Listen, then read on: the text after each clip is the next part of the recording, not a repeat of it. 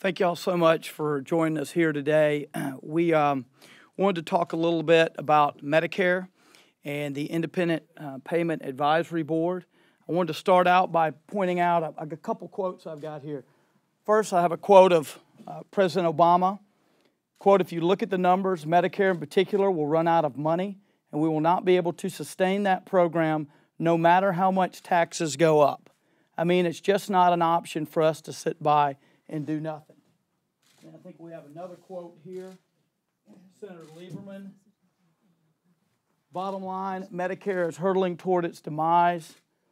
Our government is approaching a cataclysmic fiscal tipping point while Washington is busy posturing for the next election. We ought to be able to all agree that Medicare has to be reformed to save it. We ought to be able to do that. We've come up with reforms here in the House. Our budget, I'm sure that we're about to vote on soon, will have Medicare reforms in it. We've seen a bipartisan Medicare reform with the Ryan Wyden Medicare reform.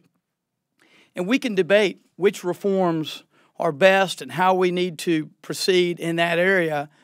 But what we can't do is simply cut without changing the way Medicare works. That's not reform.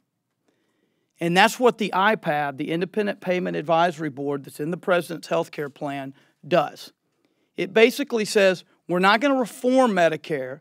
We're not going to change Medicare to save it. We're not going to change the internal workings of Medicare so that it provides more services for less money. We're not going to do any of that. What we're going to do with the IPAB is leave Medicare exactly as it is, and when it starts to run out of money, have an unelected board of bureaucrats start cutting or rationing, depending on how you define it, care. And the end result in that scenario is you will have more and more seniors who can't find doctors that take Medicare. Medicare reimbursements are already significantly below what the private sector provides. And it's going to be even worse if IPAB kicks in. So what the President has said basically with IPAB is, I know we need to reform Medicare, but I don't want to do it. I'll just create this entity, this board, to cut. And we are trying to reverse that here in the House. Obviously working on legislation to do that.